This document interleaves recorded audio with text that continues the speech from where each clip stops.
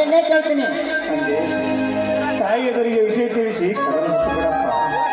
ಕೈ ಮುಗಿದಕ್ಕೆ ಅದೇನೇ ಇದ್ರು ನಮಗೆ ತಮ್ಮ, ನಿನ್ನ ಶಾಲೆ ಬರ ನನಗಿರಲಿ. ನಾನು ದುಡಿದು ನಿನ್ನನ್ನು ಶಾಲೆ ಕಲಿಸಿ ಇವರೆಲ್ಲರನ್ನು ನೋಡಿಕೊಳ್ತೇನೆ ತಮ್ಮ. ನೀನು ಅದಕ್ಕೂ ಚಿಂತಿಸಬೇಡ. ಅಣ್ಣ, ಇದೀಗ ತಂದ ಹಣದಿಂದ ಇವನನ್ನು ತಮ್ಮನನ್ನು ಶಾಲೆಗೆ ಕಲಿಸಿ ಕೊಡೋಣ. ಆಯ್ತಪ್ಪ, ಬರ್ತೀನಿ. ಬನ್ನಿ ಬಾರಪ್ಪ, ಅಮ್ಮ ಜೊತೆ ಮಾತಾಡ್ತೀನಿ. ಬನ್ನಿ ಹೋಗೋಣ ಎಲ್ಲರೂ.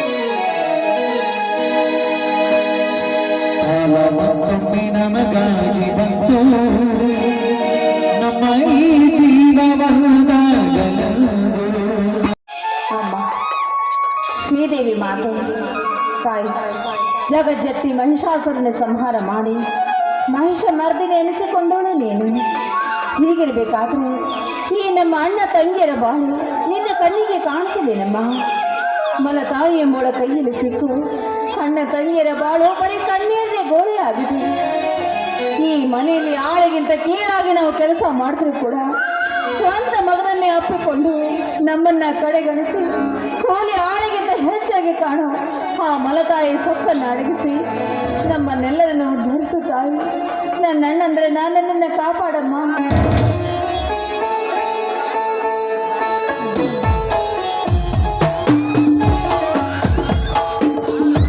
ಶೋಭಾ, ಏನಮ್ಮ ಪೂಜೆ ಸಂಭ್ರಮ? ಹೌದು ಬಾರಣ್ಣ, ಇನ್ನು ಶುಕ್ರವಾರ ಮಹಾಲಕ್ಷ್ಮಿ ವಾರ, ಅದಕ್ಕೆ ಆ ದೇವಿಯ ಪೂಜೆ ಮಾಡ್ತಾ ಇದ್ದೆ ಅಣ್ಣ. ನೀನು ದೇವಿಗೆ ನಮಸ್ಕರಿಸು.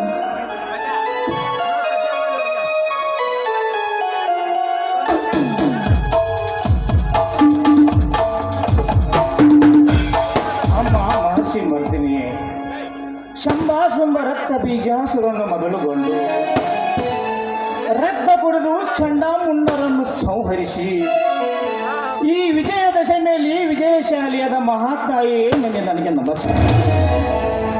ತಾಯಿ, ಒಪ್ಪತ್ತಿನ ಊಟಕ್ಕೂ ಗಂಜಿಗೆ ಗತಿಯಿಲ್ಲದೆ ಗಿಂಜಾದ ಈ ಕಾಲದಲ್ಲಿ ಕಾಮದ ಲಾಲಾಸೆಗೆ ಬಲೆ ಬಿದ್ದು ಮತ್ತೊಬ್ಬಳಿಗೆ ಆಸೆ ಮಾಡಿ ನನ್ನ ತಂದೆ ತಾಳಿ ಕಟ್ಟಿ ನಮ್ಮನ್ನೆಲ್ಲ ಮಲಮಕ್ಕಳಾಗಿ ಗೋಳಾಗಿಸಿ ಬಿಟ್ಟ ಈ ನಮ್ಮ ಮನೆಯಲ್ಲಿ. ತಾಯಿ, ಒಂದೆರಡು ವಯಸ್ಸಿಗೆ ಬಂದ ತಂಗಿಯ ಮದುವೆ ಚಿಂತೆಯಾದರೆ ಇನ್ನೊಂದೆಡೆ ಮಲತಮ್ಮನನ್ನು ಶಾಲೆಗೆ ಕಳಿಸುವ ಚಿಂತೆ. ಈ ಕಷ್ಟ ಕಾರ್ಪಣ್ಯವನ್ನು ನೋಡಲಾರದೆ ಕೂಲಿ ಮಾಡಿ ಕುರಿ ಕಾಯುವ ನನ್ನ ತಮ್ಮ ನರಸಿಂಹನ ತೋಳ್ಬಲದಲ್ಲಿ ಶಕ್ತಿ ಕೊಟ್ಟು ನಮ್ಮನನ್ನು ಆಶೀರ್ವದಿಸಮ್ಮ ತಾಯಿ, ಆಶೀರ್ವದಿಸು. ಅಣ್ಣ, ಏನಣ್ಣ ಇದು? ಮನಸ್ಸಿಗೆ ಅದೆಷ್ಟು ತಾಪ ಮಾಡಿಕೊಂಡು ಮಾತನಾಡ್ಕೊಂಡು ಸಮಾಧಾನ ತಂದುಕೊಂಡ.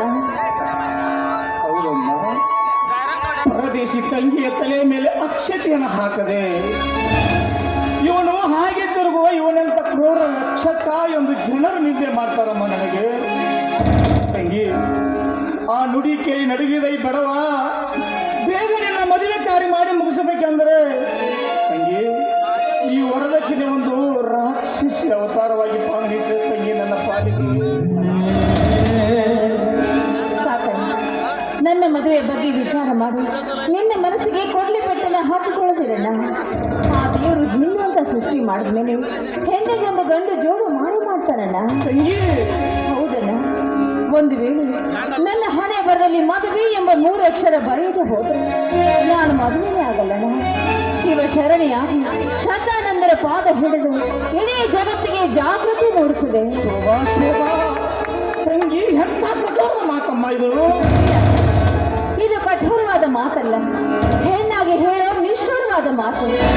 ಯಾಕೆಂದ್ರೆ ಕಣ್ಣಿದ್ರು ಕೊರಡನಾಗಿ ಕಾಲಿದ್ರು ಹೇಳವಾಗಿ ಜೀವಿಸಬೇಕಾದ ಇಂದಿನ ಕಾಲದಲ್ಲಿ ಶ್ರೀಮಂತರ ಕೈ ಜಳಕದಲ್ಲಿ ಸಿಕ್ಕು ನಮ್ಮಂತ ಅದೆಷ್ಟೋ ಹೆಣ್ಣು ಮಕ್ಕಳು ಬಡಪಾಯಿಯಾಗಿ ನೆರಳಾಡಿ ತಮ್ಮ ಶೀಲವನ್ನೇ ಕಾಪಾಡಿಕೊಳ್ಳೋಕೆ ಪ್ರಾಣನೇ ಪಣಕ್ಕೆ ಇಡ್ತಾ ಇದ್ದಾರೆ. ಇಂತಹ ಪ್ರಪಂಚದಲ್ಲಿ ಹೆಣ್ಣಾಗಿ ಬದುಕಬೇಕಾದ್ರೆ ಹೆಣ್ಣಾಗಿ ಬಾಳದಲ್ಲೇ ಹೆಣ್ತನಕ್ಕೆ ಬೆಲೆಯಣ್ಣ. ಮೆಚ್ಚಿಗೆ ತಂಗಿ ನಿನ್ನ ನಿಶ್ಚಲವಾದ ಮಾತಿಗೆ. ತಂಗಿ, ಈ ನುಡಿ ಕೇಳಿದ ನಾರಿ ಮುಡಿಗಳೆಲ್ಲ ಇದೇ ಬಿಚ್ಚಿ ಧರ್ಮದ ಜಾಗಟೆ ಬಾರಿಸು. ಈ ನಾರಿ ಕೇಳಿದ ಮುಡಿಗಳೆಲ್ಲ ಸಾರಿ ಸಾರಿ ಹೇಳುವರು ಹೆಣ್ಣೇ ಜಗದ ಕಣ್ಣೆಂದು ತಂಗಿ, ಹೆಣ್ಣೇ ಜಗದ ಕಣ್ಣೆಂದು. ಹಾ ಅಣ್ಣ, ಮಾತಿನ ಬರದಲ್ಲಿ ದೇವರ ಪ್ರಸಾದ ಕೊಡೋದನ್ನೇ ಮಾಡ್ತೇವೆ, ಸ್ವಲ್ಪ ಇರು.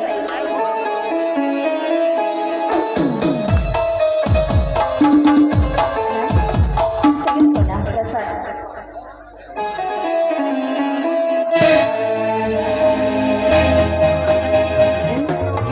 ಏನಮ್ಮ ನಿನ್ನೆರಡು ಭುಜದಲ್ಲಿ ಹಾಕಿದ ರಕ್ತದ ಕಲೆ? ಇದು ರಕ್ತದ ಕಲೆ ಇಲ್ಲ ಅಣ್ಣ, ಇದು ಆರದ ಗಾಯ. ನಿನ್ನ ಮಾತಿನ ಅರ್ಥ ಆಗ್ಲಿಲ್ಲಮ್ಮ ನನಗ. ಆಗಿಲ್ಲ, ಇದರರ್ಥ ಆ ಬಲತಾಯಿ ಎಂಬ ಒತ್ತಿನ ಘೋರವಾದ ಮುದ್ರೆ ಅಣ್ಣ. ಈ ಮನೆಯಲ್ಲಿ ಕಸಕ್ಕಿಂತ ಕೀಳಾಗಿ ಕಂಡ್ರು ಸಹ, ಮನೆಯಲ್ಲಿ ಆಳಗಿಂತ ಕೀಳಾಗಿ ದೊಡ್ಡರು ಸಹ, ಆ ಮಲತಾಯಿ ನಮ್ಮನ್ನು ಯಾಕಂತ ಇಷ್ಟದ ಕೀಳಾಕ ಅಂತಾಳೆ. ಏನೆಲ್ಲ ಮಾಡಿದ್ರು ನಾವೇ ಶಿಕ್ಷೆ ಯಾಕೆ ಅನುಭವಿಸಬೇಕು? ಇದು ಯಾರು ಮಾಡಿದ ತಪ್ಪಣ್ಣ, ಇದು ಯಾರು ಮಾಡಿದ ತಪ್ಪು? ಇದು ಯಾರು ಮಾಡಿದ ತಪ್ಪಲ್ಲ ತಂಗಿ, ಇದು ಯಾರು ಮಾಡಿದ ತಪ್ಪಲ್ಲ. ಅಂದು ನಮ್ಮ ತಂದೆ ಮಾಡಿ ಹೋದ ತಪ್ಪನ್ನು ಇಂದು ನಾವು ಅನುಭವಿಸಲೇಬೇಕಾಗಿದೆ ತಂಗಿ. ಇದು ನಮ್ಮ ಪ್ರಾರಂಭ ಧರ್ಮದ ಫಲ ತಂಗಿ.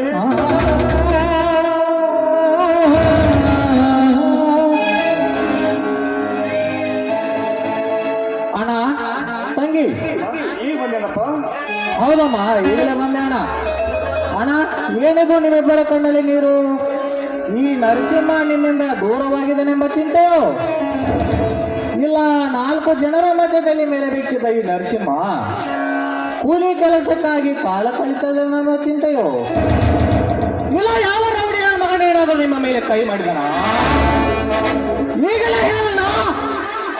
ಅವನನ್ನು ದರದರನೆ ಎಳೆದು ತಂದು ಅವನ ನೆತ್ತೆಯನ್ನು ಹಿಡಿದು ರಕ್ತವನ್ನು ಕುಡಿದು ಬಿಡುವೆ. ಶಾಂತನಾಗು ಸಹೋದರ, ಶಾಂತನಾಗು. ಅಣ್ಣ ತಂಗಿಯರ ಕಣ್ಣಲ್ಲಿ ನೀರು ಬರಿಸಿದ ಈ ನರಸಿಂಹನಿಗೆ ಎಲ್ಲಿದೆ ಅಣ್ಣ ಶಾಂತಿ? ಈ ಕನ್ನಡದ ಶಾಂತಿ ನೆಲದಲ್ಲಿ ರಾಜಕಾರಣಿಗಳು ತಮ್ಮ ಓಟಿನಾಶೆಗಾಗಿ ಲುಚ್ಚ ನಾಯಕರಾಗಿ ಬಡ ಹೆಣ್ಣು ಮಕ್ಕಳ ಮೇಲೆ ಘಾಷೆ ಮಾಡುತ್ತಿದ್ದಾರೆ ಅಣ್ಣ.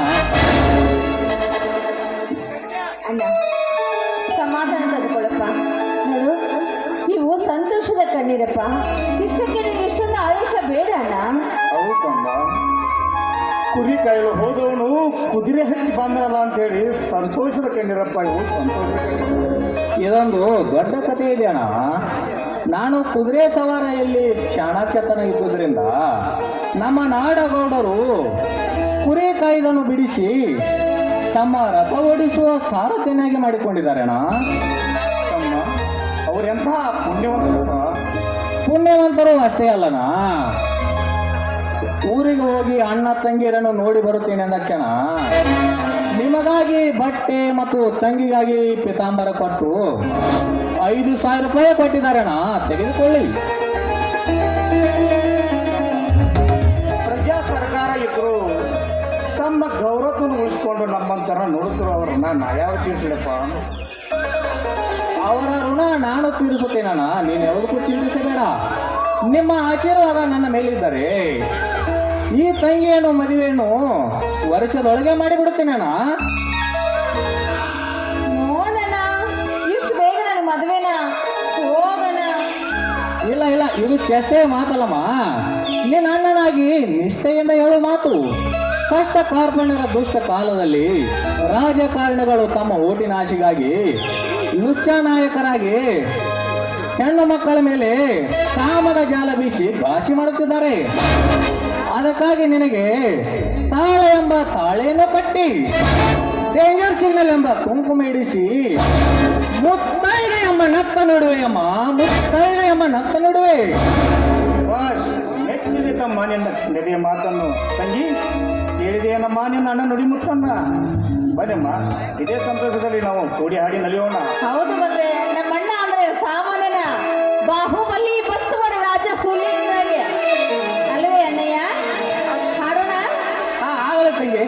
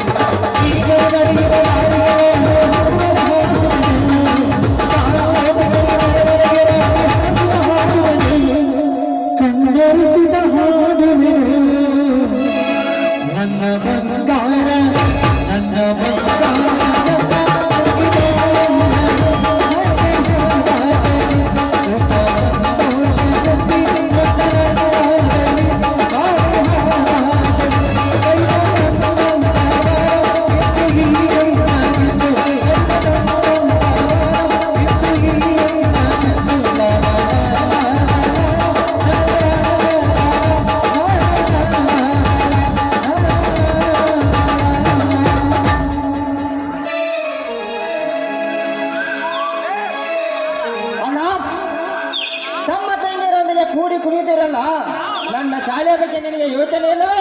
ಸಂಜಯ್